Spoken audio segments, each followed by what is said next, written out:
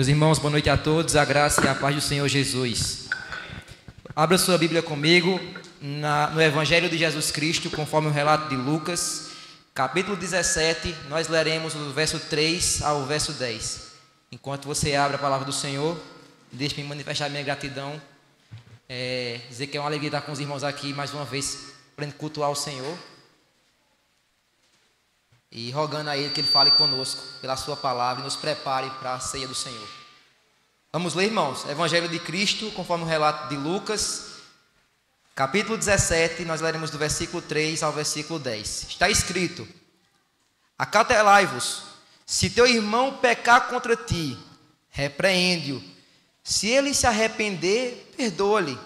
Se por 7 vezes no dia pecar contra ti, e 7 vezes vier ter contigo dizendo, estou arrependido, perdoa-lhe. Então disseram os apóstolos ao Senhor, aumenta-nos a fé.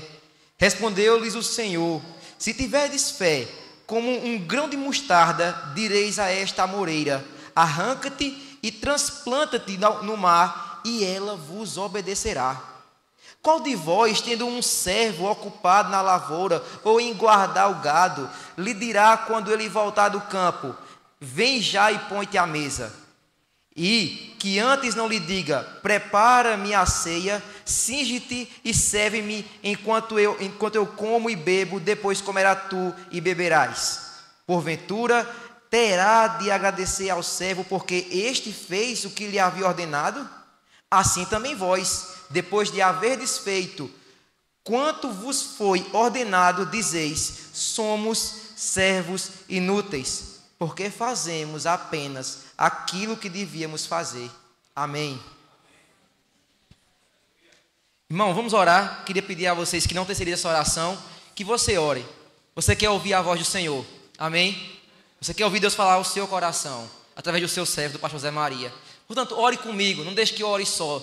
Senhor, fala comigo. O Senhor fala, o nosso Deus é vivo e Ele fala pela sua palavra, pela exposição fiel, como Ele tem feito aqui conosco semanalmente.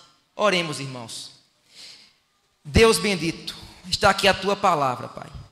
Tua palavra diante de nós. Não é palavra de revolucionários, não é palavra de homens, não é nosso pensamento. É o Senhor, Deus eterno, que nos criou, que nos salvou, que há de voltar com poder e grande glória, que está falando conosco essa noite. Todos nós que estamos aqui, do mais forte ao mais fraco, do mais idoso ao de mais ter idade, da mulher ao homem, todos precisamos ouvir a tua voz. Queremos te pedir, fala conosco, Pai, através da tua palavra, usando o teu servo, o pastor Zé Maria, como o Senhor tem usado para nos abençoar, domingo após domingo, semana após semana.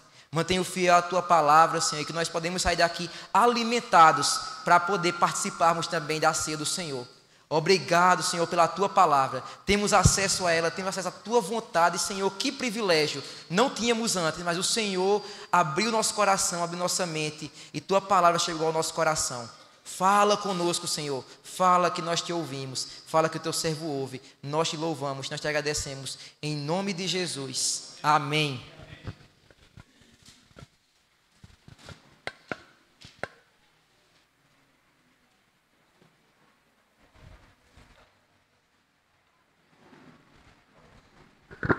Queridos, graça e paz, queria que as crianças aí se acomodassem, né? Para a gente ter, de fato, oportunidade assim. Amém? Deus abençoe Samuel para a leitura. Mas eu queria, assim, com vocês, antes de adentrar no texto em si, eu queria fazer algumas observações aqui acerca do recinto. Não sei se vocês percebem que tem uma mesa aqui ampla, como vocês bem estão vendo, é claro, né? Mais larga do que... mais comprido do que de costume. E aí me fez lembrar o que diz a estrutura da liturgia católica, que ela dá ênfase do A ao Z ao sacrifício. E nós hoje, de fato, vamos celebrar o sacrifício de Cristo, mas de forma memorável, de memória. Porque o centro deste recinto está aqui, observe bem, tem 3 púlpitos, um púlpito de mesa, um púlpito singular e o púlpito maior aqui por trás de mim.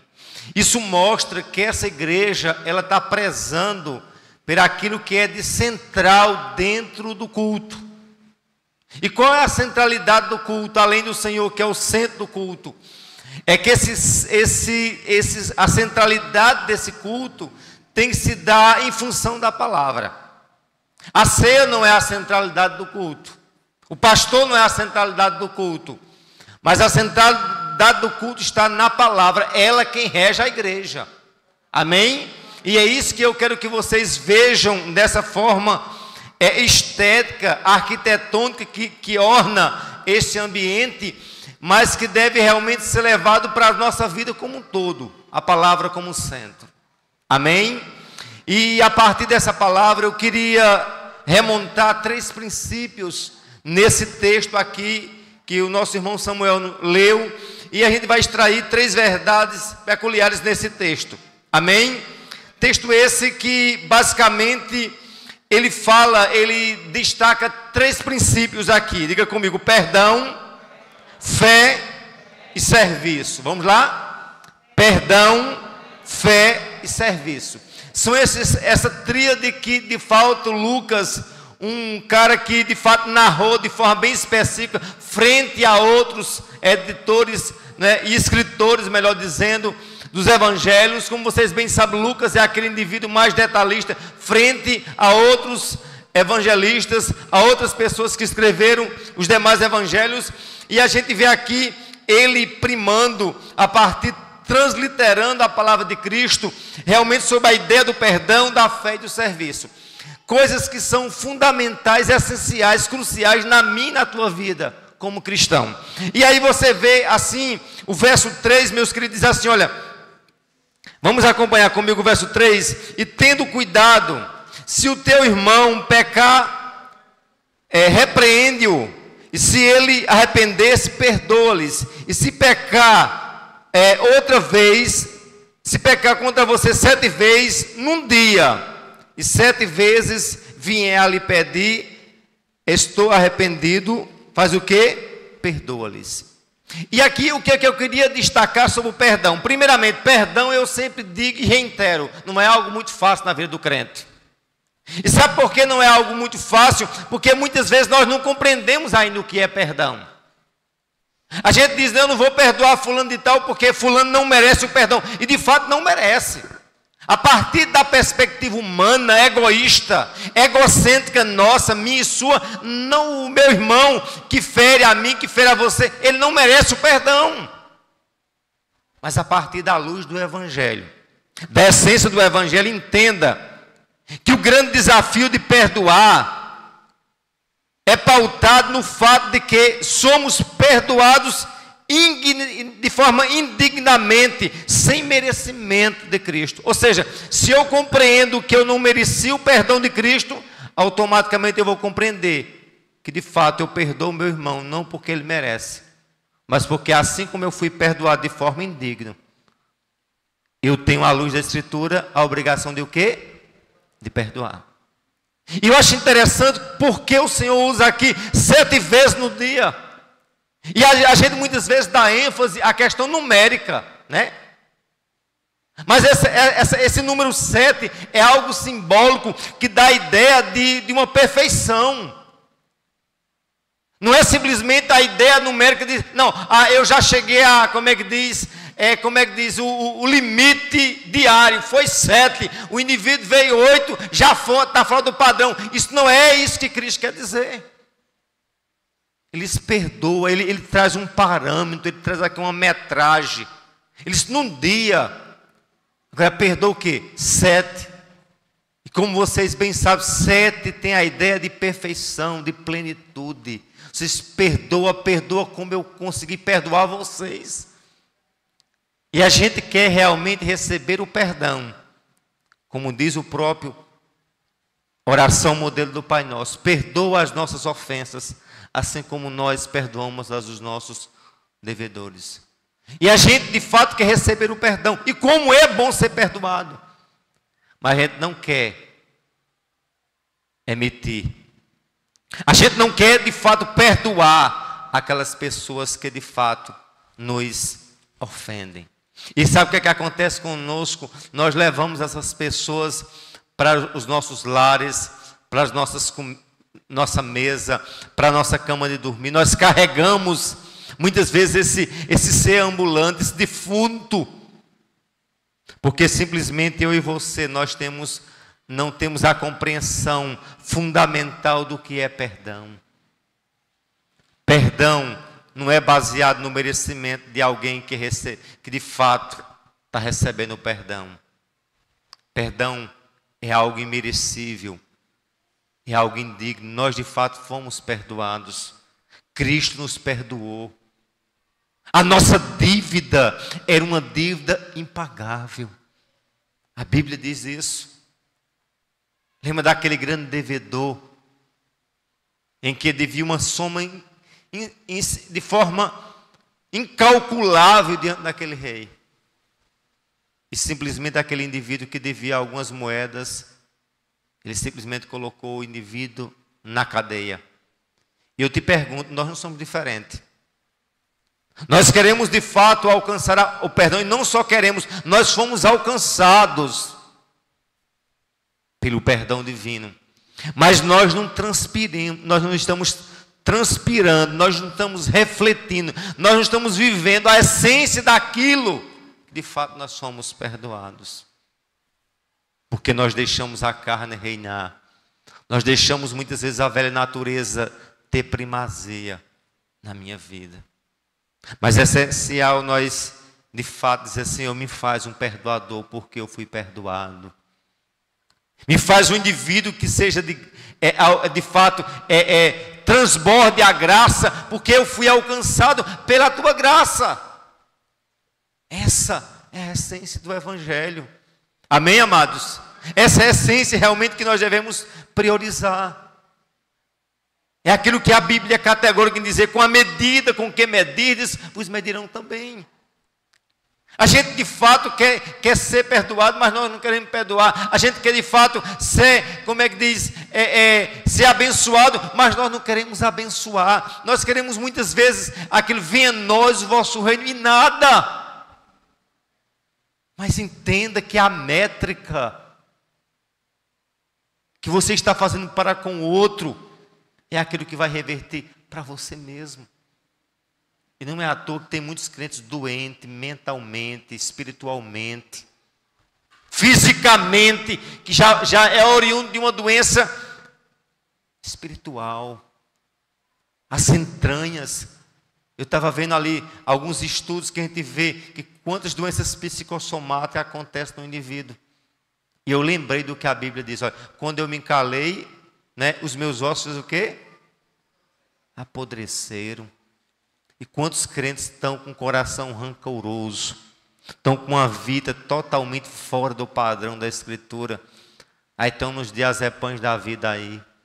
Não que eu estou contra diazepam, mas quantas vezes uma dose de perdão resolve muito mais do que certos medicamentos que trazem na sua quase totalidade uma dependência sobre as nossas vidas. Mas eu quero dizer a vocês que a gente precisa viver o perdão. Amém, amados? E digo e reitero, não é algo muito fácil. Mas o primeiro passo que a gente tem que reconhecer o quanto nosso coração é endurecido, enrijecido. Que a gente precisa dizer: Senhor, não seja eu, mas seja Tu, Senhor. Amém? E aí, esse destaque que ele faz acerca de perdoe num dia 7 vezes 7, não é isso? Não é simplesmente algo numérico, mas é algo de plenitude. É um perdão incondicional.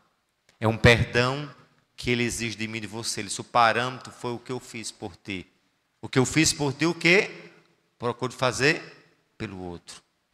Você quer ser abençoado, sim ou não? Você de fato quer o perdão? Perdoe. Você quer ser abençoado? Abençoe. Essa de fato é o norte. Esse é o rumo que a igreja tem que caminhar. Amém, meus queridos? E a partir daí, eu queria que nós pensássemos sobre essa frase: o desmérito total do homem. O homem não tem mérito. Porque a gente pensa, quando a gente perdoa, é porque a gente tem força para perdoar. Não! Até o perdão precisa antes a gente ser o quê? Perdoado. E quando eu sou perdoado, eu recebo de fato, nesse perdão, vem a essência de Deus em mim. Não é eu perdoando, mas é Deus em mim, por mim, perdoando o outro. Por isso que o desmérito no perdão não é do homem o perdoar, mas é Deus que responsabiliza o homem. Agora, nessa responsabilidade, nunca esqueça, não se pode negar a soberania de Deus e também, ao mesmo tempo, negar a responsabilidade do homem. Agora, o homem por si só, naturalmente, ele não tem força para perdoar. Compreenda isso. Amém? Não, alguém tem força por si só para perdoar? Não tem. Porque precisa totalmente da graça de Deus para emitir o perdão. Agora, se porventura você for alcançado pela graça, é naturalmente, não é isso? É naturalmente que você de fato exale o perdão. Se você de fato o quê? Outrora foi o quê? Perdoado. Isso é uma coisa lógica, né, Jobson? É algo sem se questionar. Se de fato eu fui perdoado, aí ficará realmente muito mais fácil ficar plausível a necessidade de eu, de mim, de você, de nós juntos perdoarmos uns aos outros. Amém? Segunda verdade, além de entendermos que o grande desafio de perdoar é pautado no fato de que somos o que? Perdoados indignamente, sem merecimento. Segunda verdade, muitas vezes pensamos que temos a fé por nós mesmos. Eu estava lembrando-me que quando eu fiz minha monografia há uns 18 anos atrás, né, eu abordei um dos temas que era a fé na fé. E é um dos nortes dessas igrejas neopentecostais. Eles dizem, olha, o que é o milagre? Acredite. Porque quando você tem fé, a coisa acontece. Ele não dá a fé no autor da fé, mas ele põe a fé na própria fé. E aí eu queria que nós atentássemos no verso 9. Vamos lá? Para nós vermos o que é que o Senhor nos ensina acerca disso. Amém, queridos? Vamos lá. Aliás, o verso 5 do capítulo diz assim, olha. Então os apóstolos disseram ao Senhor, aumenta a nossa fé. Não é isso? Ao que o Senhor respondeu, se vocês tiverem fé como um grão de mostarda, dirão a essa moreira, arranca-te e transporta-se para o mar, e ela obedeceria. Observe bem, ele aí faz uma pergunta, ele faz uma petição, Senhor, aumenta-me a fé. Eles entendem primeiramente que tem o quê? Uma fé pouca. Mas entendam que eles têm uma fé pouca, mas eles talvez entendiam que aquela fé que eles tinham era dele mesmo. E aí mora um grande perigo, em você achar que você tem fé por si só. Por isso que o Senhor disse, olha, a petição foi, aumenta, não é isso? A nossa fé. Ao que o Senhor Jesus respondeu, olha, se vocês tiverem fé, como aí começa. Ou seja, ele começa questionando, né? Se vocês pensam que tem fé e precisa essa fé aumentar, mas essa fé não tem que residir em vocês, mas em mim, que sou o autor da fé. E muitos de nós vemos, Senhor, aumenta a nossa fé, como achando que eu tenho o quê? Fé. Que eu sou detentor da fé. Mas essa fé que mora em mim e você, ela não vem de você, não vem da própria fé em si, mas vem de Cristo, o autor da fé. Amém, meus queridos? Você quer uma verdade compatível a essa? Analise comigo, Marcos capítulo 9. Rapidinho, Marcos capítulo 9, o verso do número 21. Veja o que é que diz aqui, ó. Jesus perguntou ao pai do menino, há quanto tempo isso está acontecendo com ele? E o pai respondeu, desde a infância, e muitas vezes o tenho lançado no fogo e na água para matar. Aí ele prossegue, mas se o Senhor puder fazer alguma coisa, tenha compaixão de nós e ajuda-nos. Escute bem, repita comigo. Se o Senhor puder fazer alguma coisa. Esse indivíduo tinha realmente uma fé fortalecida, uma fé sem ser vacilante. Ele disse, ó, se o Senhor puder. Ele não disse se o Senhor quiser, mas ele disse se o Senhor puder.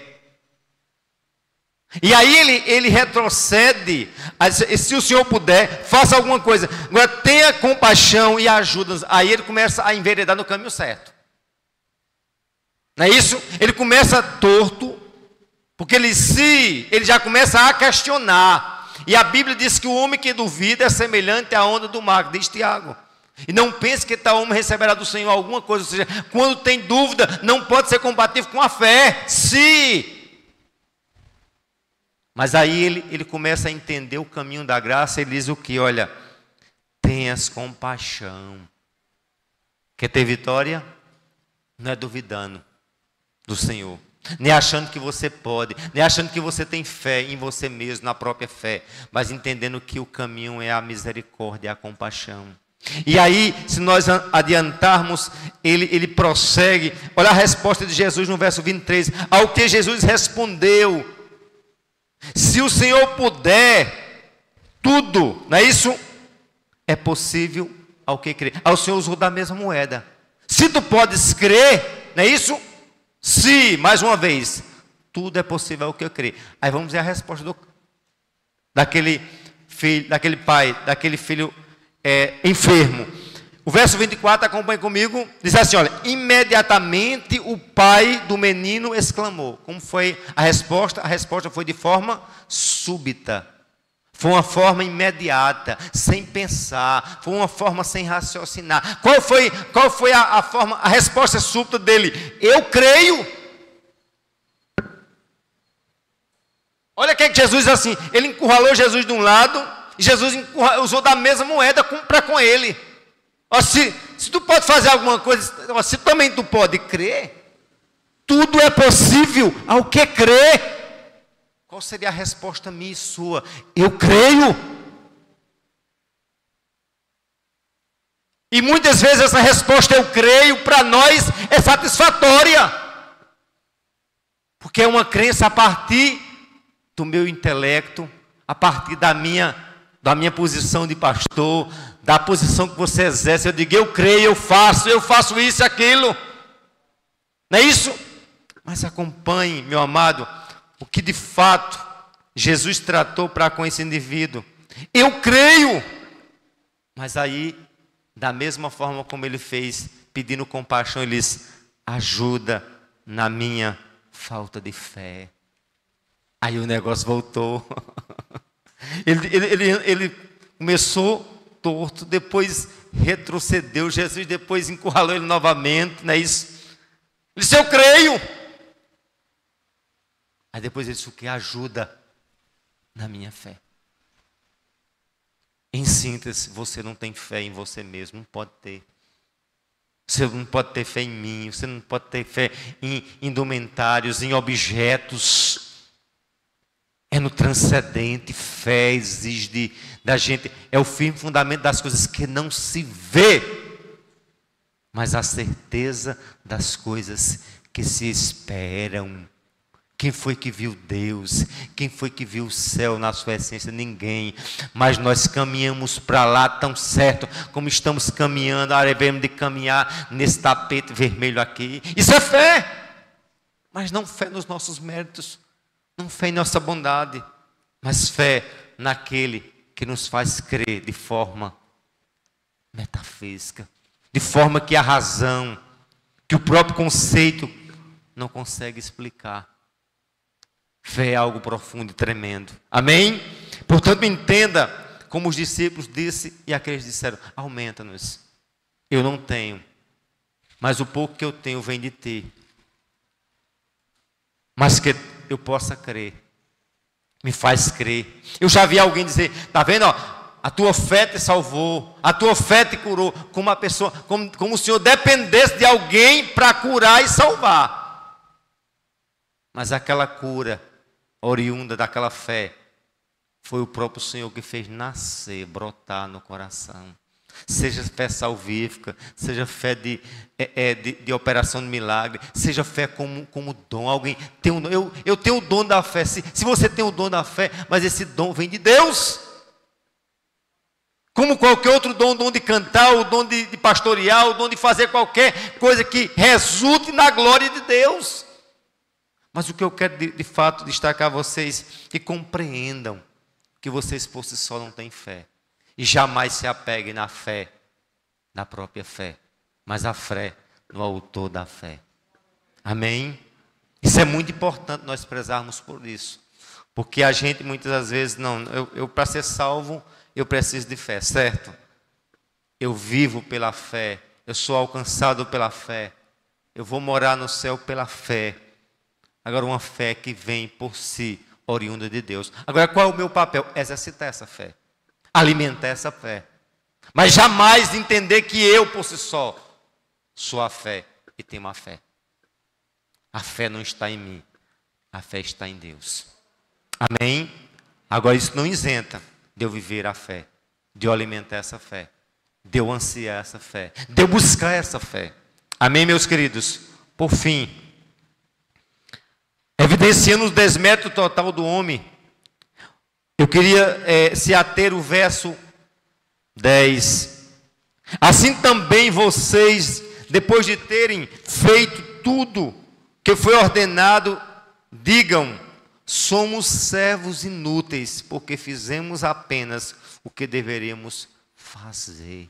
Pensa numa coisa, uma lapada daquela que foi bem dada. Porque aí o Senhor começa a trabalhar a ideia da fé, do perdão. Aí ele começa a dizer: olha, tem um indivíduo que estava na lavoura, trabalhando. Não é isso? No roçado. Ou cuidando da lavoura ou do gado. Aí chega em casa, o seu Senhor diz o quê? Faça o jantar. Aí depois diz o quê? Eu agora vou servir a você. Não, você agora vai me servir, depois que eu comer, me saciar. Agora depois você se serve. Ele disse: o Senhor daquele escravo vai dizer a ele: muito obrigado porque você me serviu? É isso? De maneira nenhuma. Aí Jesus usa essa mesma figura para comigo e para contigo. Ele diz: assim também vocês, depois de terem feito tudo o que lhe foi ordenado, diga: somos apenas servos inúteis. E eu lhe pergunto: tem algum servo inútil aqui ainda? Algum servo inútil aqui? Eu faço uma pergunta: tem algum servo inútil? Eu quero dizer a você que nem eu e você nem chegamos ao status de servo inútil, irmã Nalva. Porque eu acredito que nem eu nem você não fizemos tudo. Isso não é profundo um negócio desse? Eu não cheguei a galgar nem o título de servo inútil. Porque eu não fiz tudo. Isso deve demonstrar o quanto a graça é presente na minha vida. Eu sou um escravo, mas um escravo imperfeito. Eu sou um escravo, eu sou um servo, mas um servo que não obedeço de forma integral ao meu Senhor. Isso mostra o quanto eu e você é indigno. O serviçal meu e seu mostra de fato o quanto nós somos incapazes. Onde ele diz: assim como vocês, assim também vocês, depois de terem feito tudo, diga tudo, não é só alguma coisa, diga, não é alguma coisa, não é uma parte, mas o que? Tudo, o que o Senhor foi o que? Foi ordenado, diga: somos apenas servos o que? Inúteis, porque fizemos apenas, diga comigo, apenas o que deveríamos fazer. E eu digo que a gente não concluiu nem o apenas, nem o tudo. Portanto, se fosse para diplomar alguém nessa noite, a começar de mim, como servo inútil, não poderia receber, porque eu não fiz tudo. Isso demonstra, sabe o quê? A misericórdia. Isso demonstra a graça dele. Isso demonstra a compaixão dele. Porque quando a gente faz alguma coisa, a gente enche o peito e diz: olha como eu sou bom dizimista, olha como eu prego bem, olha como eu oro muito, olha como eu venho para a igreja, olha como eu faço isso. Isso não é verdade? Aí o Senhor disse: vocês não passaram nem ainda de quê? De servos inúteis. Isso mostra o estado, o quanto eu tenho o desmérito total do homem. O quanto eu sou fruto dessa graça e dessa misericórdia. O quanto o Senhor me alcançou e tem tido uma compaixão infinita para com a minha e a tua vida. Seja no ato de perdoar, seja no ato de crer, de fé, seja no ato de servir, eu vejo de A a Z, não a minha obra meritória, mas a graça de Deus. E aí, a título de reflexão, eu queria que nós pensássemos nisso. Perdoamos pelo fato de que antes somos perdoados, num ato de graça e de misericórdia do Senhor. Isso nos faz entender que não temos fé oriundo de nós mesmos e a fim de servirmos e agradarmos ao Senhor. Simplesmente é Deus em nós e por nós. Vamos repetir só isso? Simplesmente é Deus em nós e por nós. Não a mim, não a ti, mas a Ele. Honra, glória e louvor. Isso é evangelho. Isso é evangelho, é de fato entendermos o quanto o homem não é, mas só é Deus em mim e em ti. Se você vai tomar ceia aqui, não é porque você é bom. Quando vê o diabo, tu não tem condição de tomar ceia. Ou não diz isso? Tu lá tem condição de vir à ceia. E não tem mesmo não. Tu tem condição de pregar hoje? Não tenho. Mas eu entendo que é graça. Não quero abusar dessa graça. Mas entendo que em nenhum momento eu fui digno de tomar a ceia, de celebrar um culto, de vir aqui na condição de um ministro do Evangelho. Isso é graça. E é isso que de fato verdadeiramente tem que invadir o nosso coração, a entendermos o que é perdão, o que é fé, o que é serviço. E aí você vai entender. O pastor hoje acabou com minha moral, que disse que nem o título, nem a graduação de servo inútil eu tenho. Tem mesmo não. Mas lembre-se daquilo que eu disse por último. É Deus por mim e em mim. Não é eu, mas é Deus que tem feito por ti. Deus seja louvado. Nos coloquemos de pé, por favor. Queria que a Lea ou o Léo viesse aqui, por favor, para a gente estar liderando uma melodia.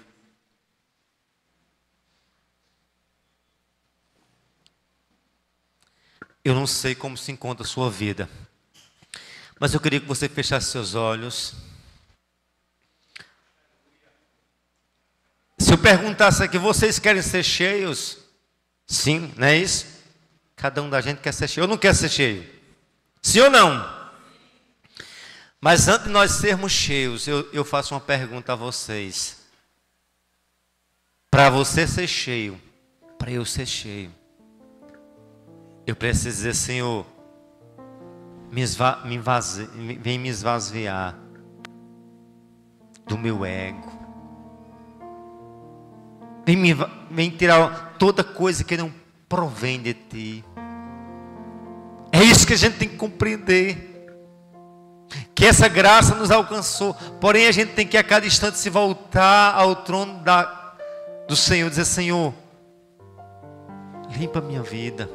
Isso é o processo não da regeneração, porque a regeneração não é um processo, mas é um processo da santificação. É uma limpeza diária. É uma necessidade de compreender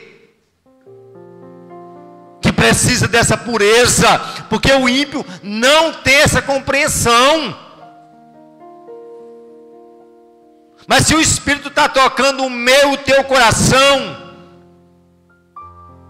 é porque um dia o Espírito visitou a tua vida. Um dia abriu os teus olhos. Um dia você entendeu que não é você, mas é Deus em você e por você. Se o inimigo foge de você, não porque você é forte, mas porque o Deus, o qual está em você, bota ele para correr. Portanto, diga ao Senhor: eu sou pobre, Senhor.